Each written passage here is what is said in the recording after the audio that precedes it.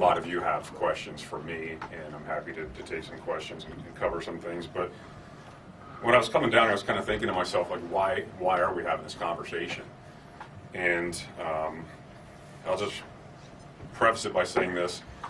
I've been in law enforcement for my entire adult life, over 3 decades. You don't have to guess how old I am to offend me, but it's been a long time. And there was always this foundation, even in a profession where, humans are flawed. We make mistakes. But in a profession where so much is expected of us because we're given so much responsibility and authority, there has always been a foundation of trust and confidence in that what we do is critical for the success of our nation, that our families are safe, that we have this balance of freedom and order, and that we know that people's rights will be protected and people's families will be protected. And it really hasn't been until the last few years that I saw a considerable shift in that trust. And although I can attribute it to failures within law enforcement, mostly failures to just kind of own up to our shortcomings, at the end of the day, it's a very, very distinguished, respectful, committed, and professional institution. But when trust deteriorates, it doesn't matter how good a job you're doing, that lack of trust becomes contagious, and oftentimes it's perception, not reality.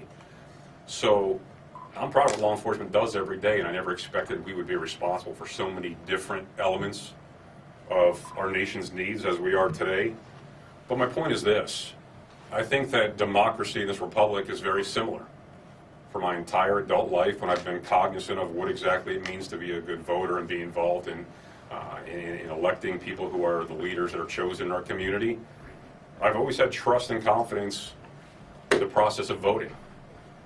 Not because it's perfect, not because it's run by anything other than humans who are flawed. Like I said, in law enforcement, there will be mistakes that are made along the way, but as an entity, I stand in front of you now telling you that both law enforcement and the process of democracy are sound and stable. And although many people try to deteriorate that by tearing at the reputation and the trust that we should have in these institutions, I think it's undermining who we are as a nation. And I think that it's self-serving in many ways. And what do I see now as the sheriff of one of the biggest counties in the nation? I see that every day I'm dedicating a considerable amount of resources just to give people confidence that they can cast a vote safely, and that is absurd. It's absurd to think that any individual can't go to a vote box and drop their ballot, that you can't go to a polling site and not be harassed, that you can't cast your vote and at the conclusion see an election and have confidence that the outcomes are just. Because I know firsthand, and it's not my role or responsibility, but I know how hard the county recorder and his office work because I have seen it and I've been present during it. And I have news for you. The people who work in those offices and those polling sites out in the community are people from the community that represent all parties, all walks of life, and all interests, and there are checks and balances. So you wanted me to talk to you today about election security. I'm happy to talk to you about that. But the more important issue is the security of our nation is dependent on the people in our nation, not the people who are elected or those that wear uniforms, because you are a much more robust force than we are. So we're going to fight, and we're going to work, and we're going to do everything necessary to keep people safe and to protect our community and the polling sites so that we can protect our democracy. But every day, folks should be looking in the mirror and asking yourselves how you're behaving out there. Because if your intentions are to focus on who you are and what you're doing, and try to passively intimidate others trying to just cast a vote, then shame on you, because they have as much right to get to that polling site and drop a ballot as you do. And if you believe that a certain tactic or appearance or behavior suddenly makes us a stronger, safer nation, I beg to differ. So please help law enforcement focus on the priorities. Stop draining our resources in places unnecessarily, because there are folks out there that need our help a heck of a lot more than watching you at a polling site because you're watching somebody else and filming them to intimidate them. And when I say intimidation, I want to be very clear. I'm not talking about a criminal offense, because people have rights and I respect those rights. You can be intimidating without committing a crime. You can make people uncomfortable without committing a crime. It doesn't make it okay because it's not a crime. So I'll give you some stats and then I'll answer your questions. And my intent today is not to sensationalize. It's actually quite the opposite. It's just calling people to be better people to each other. Since September 1st, the present, we have received about 14 election-related tips. They've really been general in nature, nothing specific to a crime or a deep conspiracy that many are always seeking for. It's just really concerns. We have what are called threat liaison officers. They're specialists, they're experts in a lot of different areas, but they're the ones who gather intelligence and work on those things, and they've addressed those general concerns, and we've used those as intelligence as we kind of map out how we're going to deal with these issues. Right now there are 2 public drop boxes, which I know you're well aware of because that's where we've seen the incidents of concern, and then there's about 16 more in secured areas, city halls and places like that. I actually visited a few today just to get my eyes on them firsthand. The issues that have occurred are at the public sites because they have less physical stability and security around them. They're just out and open to make it convenient for folks. But that's where others have deemed it's an appropriate place to kind of target and act as though they're an extension of, I don't know, some form of government to check on the vote to make sure folks are dropping 1 ballot versus 2. Got started on the left, October 12th, and I know a lot of this stuff is really with my colleague who's done an exceptional job, Recorder Richard. These are really in his lane, but I'll just kind of review those also. So since October 12th, there's been 2 public drop boxes, 16 secured sites, and now there's 12 vote centers where you can pick up a ballot and vote from there or drop your ballot off. We've had 2 suspicious activity criminal reports, meaning we wrote criminal reports and submitted those to the prosecutor's office since this has begun. We had 1 additional request actually from you folks that were asking just to get a perspective on if a certain area was safe for you, and yes, we want you to be safe too. That's been the long and short of it. You've covered most of it. Aside from those things, really the public has been exceptional and cooperative and helpful. I don't know, how things are going to go forward. There's going to be more sites and more locations and more people getting engaged. And the more folks there are that are creating problems, the more deputies that you're going to see on the streets focused on this versus burglaries and crimes against children and robberies and all the stuff we should be doing. But we'll come in, we'll babysit polling sites because people have to misbehave if that's what we have to do to protect democracy. I will say this, I'm proud of this organization. We've dealt with a lot in the last few years and we've done it exceptionally. I say we, really, the men and women, not so much me. Even this morning, the FBI at one of our state meetings, because we meet on the regular with our federal, state, local law enforcement officials.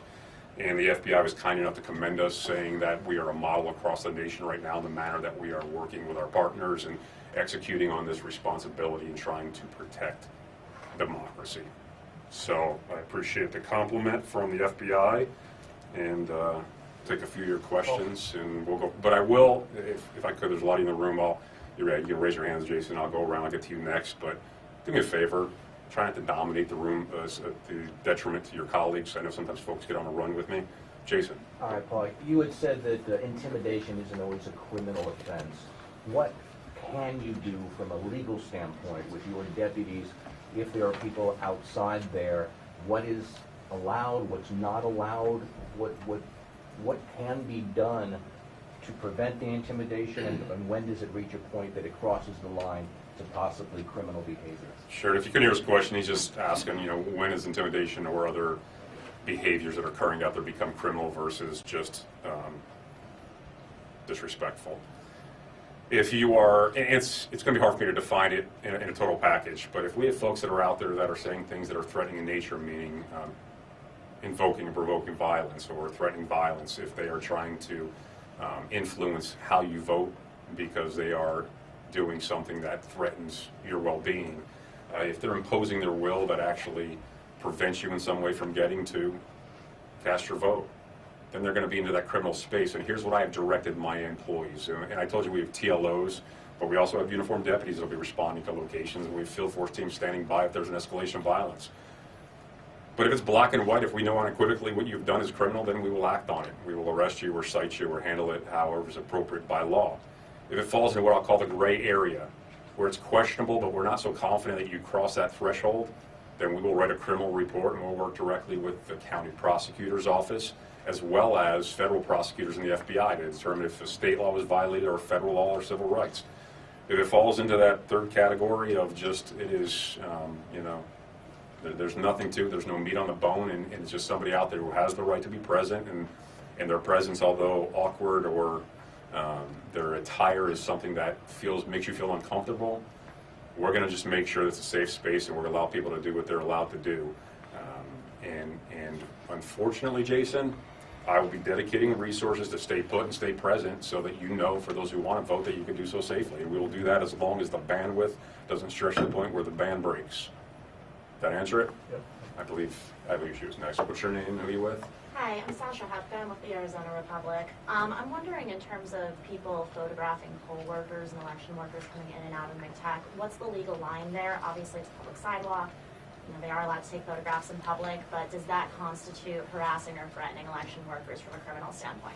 It's not criminal in nature because anyone in today's world, kind of like it goes back to that legislation, I guess, that was passed where they were trying to put limitations on video, taking video of law enforcement during the course of duties. It's you know, you guys know the First Amendment as well as anybody. People have the freedom to do so as long as they're not impeding what you're trying to accomplish, as long as you're not saying things that are threatening in nature, so they can capture that. But I have spoken to the recorder's office about finding a way to just do a better job of giving comfort to those volunteers from the community, from all walks of life, as well as people who work in the recorder's office who represent all parties and walks of life, so they can come and go and do their job.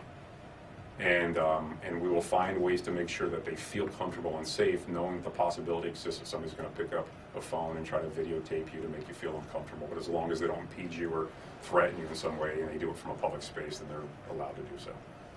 Ma'am? Nicole Grigg with ABC 15. Thank you. So going back to kind of Jason's question, will you have deputies at these drop boxes 24/7 then to help people feel safe? Well, as much as I would like to, Nicole, let me start there and do it the proper way. As much as I would like to tell you that I have, an overflow of deputies to dedicate to those spaces, I do not. So what we have is we have a mixture of people that are going to be in plain clothes. We have some in uniform, as I said, what we call field force. And we will mix and match them. And we will be present in as many places as we can without being a distraction. Because what I don't want is I don't want someone to show up at the polls and see a uniform just because, and suddenly you wonder now. It's like you go anywhere in public and you see a police officer or a deputy there, suddenly you are concerned for your safety because you don't know what's occurring. I want people to vote comfortably. Our presence can make you as uncomfortable as someone who's there with, attire that makes you uncomfortable. So we're going to do our best to be present to promote safety, and when needed, be there in uniform. But I'm not going to sit here and mislead you to tell you that I have so many deputies that every spot is going to be covered by a deputy. You say polling, do you mean polling and the drop box? I mean, anywhere you want to vote, that is, that's going to be part of the process. Now, I stand here alone right now, but I also stand, just imagine virtually behind me are all the police chiefs from all the municipal agencies around the county, around the state, and they're our partners in this, and they're doing exceptional work also, as are their officers, so they'll participate in some capacity also. But this comes down, as I said, at the end of the day, what makes crime rates go down, what makes voting more comfortable, and makes our families more safe? When we as people start behaving better and treating each other with respect. We can't be everywhere, and we can't be the guardians of behavior. So just be nice, people. Let people vote. It shouldn't be that hard. Don't tap my resources when they should be somewhere else, but we will do our best to be as present as we can. I know it doesn't give you a hard answer, but that's the true answer. Go ahead. Sheriff Penzone, Jordan Bonke, ABC 15. I think that. Oh, you guys are trying to trick me or doubling down. Same. I'll let it slide. We sit this closer at the office too. So I wanted to ask. Too much information. Go ahead. On Friday. Yeah. We saw reports of people in tactical gear with long guns. Yeah. And that, in your definition, is that voter intimidation? And I also get the sense, Sheriff, that you don't necessarily want to have to respond to this type of stuff. No, so my definition is irrelevant. It doesn't meet the threshold for a crime, and that presence in of itself does not. Okay, this is a free nation. The Second Amendment is as important as the First, so people have the right to bear arms, and unfortunately the gear that they wear is by their choosing.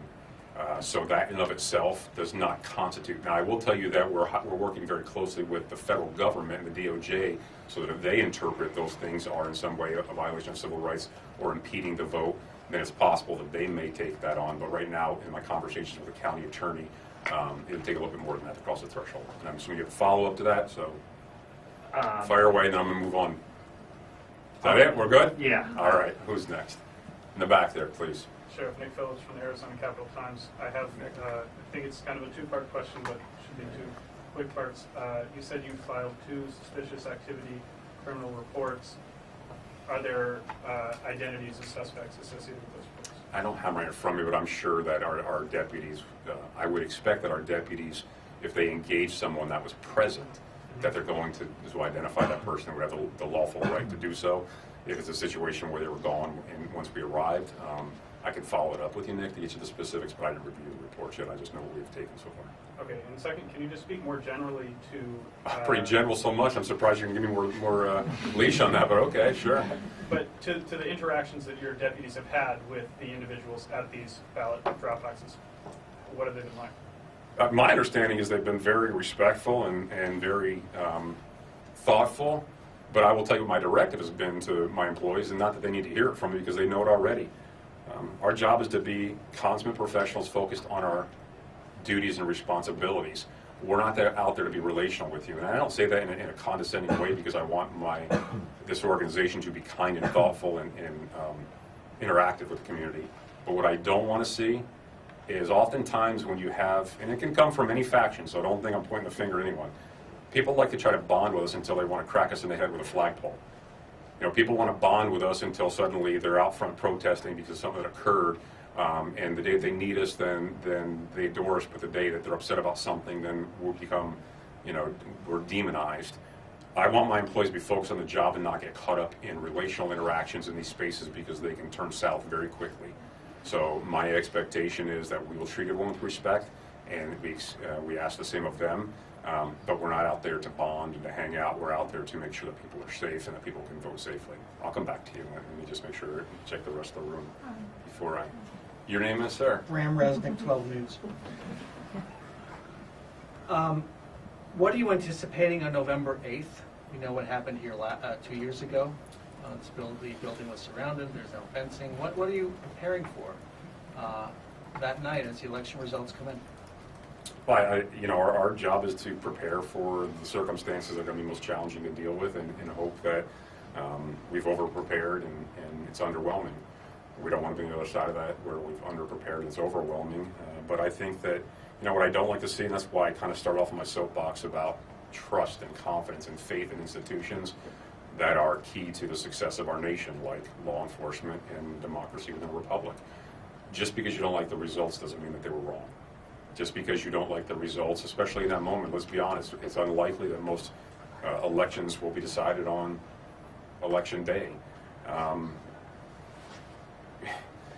If it's only, if it was stolen because you didn't win, I don't know that any football game would ever be decided.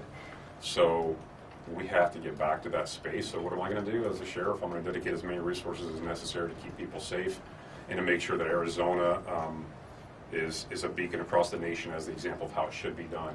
But the truth is that falls on people, not on me, how they behave. But we'll be prepared for it, we'll invest in it, and we'll do our best.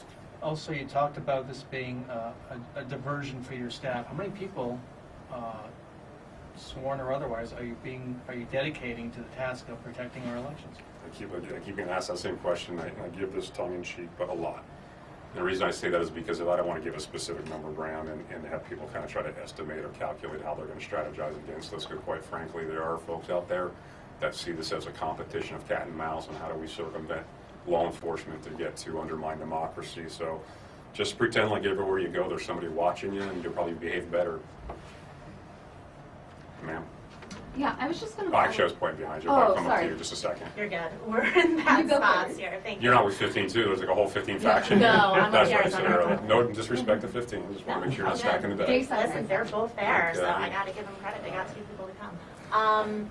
I'm wondering on election day plans specifically. I know Bram asked about election night, but for election day, there's more than 200 voting locations in the county. Obviously, you guys can't be everywhere. You're saying pretend as if there's always someone there, but we did see last time around on primary day that there were some folks who did stuff similar to what these Dropbox watchers are doing, camped out in the parking lot, past the 75-foot line, that sort of thing. Yeah. How are you guys preparing to kind of respond to those incidents, which, I don't want to, I can't tell the future, but. No, and I wish I had, in addition to the things I've already expressed, I wish I had more for you. I don't.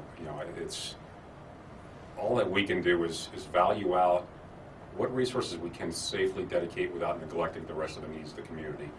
And then how do we tactically assign them to be as impactful as possible while working with our partners. And, you know, our job is to be proactive in the manner that we want to have a presence that reminds people to behave well. And if our presence doesn't do that for you and you choose to behave in a criminal manner, then we act accordingly and hold you accountable. So many of these things are, I mean, let's be honest, folks. Our world has been, you know, off tilt for 3 years now. All the things, bless you, that we've seen we've never expected or could have prepared for. And although we've had a dry run last election that was kind of thrown on us, where we weren't necessarily expecting it or ready for it, and we responded pretty darn good here. Now, you know, we've prepared even more so, but so have those folks. And it's a small faction of those who want to do bad things. So I keep saying it, we're going to do our best. I wish I could tell you, I'm going to make you this promise, and I guarantee you it's going to go smooth. But how smooth it goes is more about you than it is about me. Ma'am? I was just going to follow up, you know, are you aware on Saturday night things sort of escalated when someone tried to approach those armed individuals, tried to lift a flag on a car, got tackled to the ground, kind of borderline assault. No one was arrested. The armed individuals left, and so did the person who tried to confront them. Is that concerning, though, that now you have two different groups kind of outside these drop boxes? Yeah, I don't want to acknowledge like how you expressed what occurred out there, if it's factual or not, because I don't know firsthand. I'm familiar with the incident, but I don't know all the details too, so I don't want to give the impression like I'm agreeable to what you're expressing, how it occurred. But the report was taken, and I think your question really was, you know, my concern. And now there's opposing forces, and everything that we've dealt with in the last few years when it comes to any form of, we'll call it protest. There's always opposing forces, and we have to adapt to both. You know, sometimes people say, well, why don't you run, you know, full steam ahead right to that threat right there and mitigate it? And it's well, because who's running up behind us as we're trying to do that. I wish people would just leave the investigations and the public safety to those of us who are professionals. And it's not that we don't appreciate your see something, say something. You want to work in law enforcement, I got applications for you, I promise. If you can meet the requirements, we'll hire you today. But if your intent is to go out there and take it into your own hands and make things more difficult for us by challenging, if we're focused on one group and you're challenging them, now we got two groups to deal with. And that just makes our job even more difficult. So if you believe in us, then believe that we know what the heck we're doing and trust in us to do it the right way. And trust in us to understand. And again, I'm working it. I just spoke with I told you I talked to the recorder on the regular. I talked to the county attorney on the regular. We want to make sure that if a law, any law, is broken. I know people don't want to kind of categorize, well, are we talking about, you know, these incidents? Are we talking about election fraud? I'm talking about any law. If a law is broken, our job is to investigate it, determine if there are facts to establish a crime is committed, and then to pursue prosecution. I am not partial. I am not subjective. I am not partisan in that effort. Break the law, pay the price. My job is to make sure that we do the best job possible to investigate potential crime and then prosecute people for it. And that's what we will do on, you know, every day to include election day. I'm taking maybe one or two more, and then you can hear my voices going. Jason. Your decisions to where you place your resources leading up to election day, election night, is it going to be on a case-by-case basis, a place where you know you've had problems before, a place where you receive a complaint? How is that going to be? Yeah, so how do we dedicate resources? It is, you know, it is demand and then supply, not the other way around. We will look at the areas we deem to be most vulnerable or most potentially under threat, and we'll allocate them accordingly and adjust accordingly. I guess that's it, buddy. All right, last one. Who's going to get it? Anybody hasn't asked a question yet? Just to confirm, so the two suspicious activity reports, is that all you know, that there are two suspicious activity reports? That's all the criminal reports we have, but like I said, same thing, I have somebody follow up with you just to make sure all my guys dig it out and determine if there's any other reports specific to these incidents. Has that been referred to MCAO? They always are. When we write a criminal report, we'll send them over there and they can take a look through and determine if the crime is established, if there needs to be further information to determine if there's a crime, or if they just look on the surface and say there's nothing there. But these are not any of the incidents we've been discussing. No, I believe those are the incidents you're talking about. Oh, the two with the two men? Correct. I believe so, but like I said, I'll get it confirmed for you. Oh. I got all my chiefs are in attendance today. They're making sure I don't say anything wrong. No So, arrests, though? No arrests? No arrests thus far, no. Are you looking for those armed individuals? Because I know that they left, so are you looking for them? Do you want to speak with them? Well, if they're Or- involved in a criminal incident and we have to interview everybody involved, so yeah, we absolutely, if they're out there and they want to reach out so we can interview them, or if not, we do what we do, we just track you down and come talk to you. All right, Stephen, or excuse me, County Recorder Richard, step up to the mic. Anything you'd like to add, or are you doing okay? No, He's hiding back there, but he's doing a heck of a job, and you have no idea how hard this guy works and his team. And I'm going to close it with that. You know, they care very deeply about doing it the right way to make sure that our elections and the outcomes are transparent and accurate. And they're good people. You know, so when you make assumptions and you think there aren't checks and balances from all walks of life to come to the conclusion, is it going to be 100% unequivocally perfect? Nothing in life is, and we all seek ways to try to get to that, whether it's in law enforcement or counting votes. But being part of the solution isn't standing guard with weaponry to make people feel uncomfortable. Why don't you volunteer your time and show humility and work with others who aren't like you and look a little bit different or think a little bit different, and make sure you're all counting the votes the right way, and then I guess it goes a lot better. Oh, that's it. He's got something for us. As All long as right, you were saying take those the mic. things. All right. So when I took this office, I didn't expect to be interacting with Paul Penzone as much as I have, but it's been a remarkably positive experience, and I will tell you that we've interacted 3 times today already, twice in person. He was at our office on Friday for an extended period of time.